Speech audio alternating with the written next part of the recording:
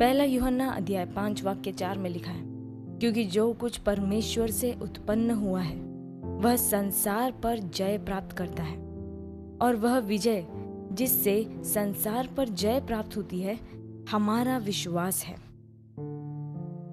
आज संसार में ऐसी व्यवस्थाएं और आवाजें हैं जो स्वयं को राष्ट्रों के मार्गदर्शक के रूप में प्रस्तुत करती है। फिर भी उनके विचारों ने कई देशों में भ्रम, कष्ट और आर्थिक विनाश लाया है।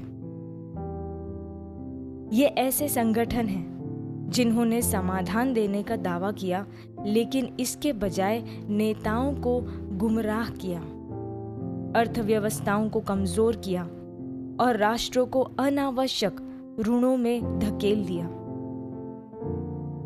वैश्विक संकट के समय में कई सरकारों ने बिना विवेक के इन आवाजों का अनुसरण किया और परिणाम विनाशकारी थे। पवित्र शास्त्र ने पहले ही ऐसे प्रभावों के बारे में चेतावनी दी है। पहला यूहन्ना अध्याय 4 वाक्य 5 में, वे संसार के हैं, इस कारण वे संसार की बातें बोलते हैं और संसार उनकी सुनता है। परंतु परमेश्वर का धन्यवाद हो, हम पृथ्वी में असहाय दर्शक नहीं हैं। यीशु मसीह की कलीसिया के रूप में हमारे पास अधिकार है।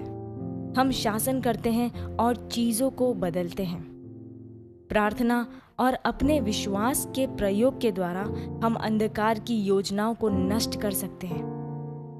कोई भी संगठन, विचारधारा या संरचना राष्ट्रों को नियंत्रण नहीं कर सकती जब तक हम अपनी जगह लेते हैं और विश्वास में उनके विरोध में खड़े होते हैं। हमारी जिम्मेदारी है कि हम आत्मा में खड़े होकर राष्ट्रों और उनके नेताओं के ऊपर परमेश्वर के वचन की पुष्टि करें, राष्ट्रों के ऊपर उनकी शांति और समृद्धि की घोषणा करें। उसने हमें ऐसा करने के लिए कहा है। लूका अध्याय 10 वाक्य 5 से 6 में, जिस किसी घर में जाओ पहले कहो, इस घर पर कल्याण हो। यदि वहां कोई कल्याण के योग्य होगा तो तुम्हारा कल्याण उस पर ठहरेगा, नहीं तो तुम्हारे पास लौट आएगा। राष्ट्रों को आशीष देने के लिए उसके नाम में हमारे पास अद्भुत अधिकार है। नीति वचन अध्याय 11 वाक्य 11, सीधे लोगों के आशीर्वाद से नगर की बढ़ती होती है। हमारे आशीष के वचनों के द्वारा संसार के नगर और राष्ट्र उन्नत होते हैं। वे धोखे, आर्थिक संकट और ऋण के बंधन से उठाकर उस नियति में ले जाए जाते हैं जिसे परमेश्वर ने उनके लिए निर्धारित किया है। हमारे विश्वास और मध्यस्थता के द्वारा परमेश्वर की इच्छा पृथ्वी पर प्रबल होती है। इसलिए राष्ट्रों और उनके नेताओं के लिए प्रार्थना करते रहें।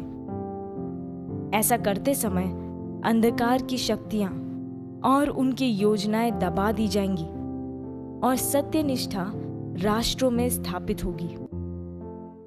घोषणा करें कि नेता धोखा नहीं खा रहे हैं और यह कि दैविक बुद्धि उन्हें उनके राष्ट्रों को अवैध और दमनकारी ऋण तथा अधार्मिक नियंत्रण से बाहर निकालने के लिए मार्गदर्शन करती है। हालेलुया। हम ये घोषणा करें, राष्ट्र छल से मुक्त कर दिए गए हैं और नेताओं को अपनी भूमि में परमेश्वर की सत्यनिष्ठा को बढ़ावा देने और स्थापित करने के लिए दैवीय बुद्धि प्राप्त हो रही है। संसार के राष्ट्रों के लिए शत्रु की योजना विफल हुई है और यीशु के नाम के अधिकार से मसीह की विजय हर राष्ट्र में लागू होती है। आमीन।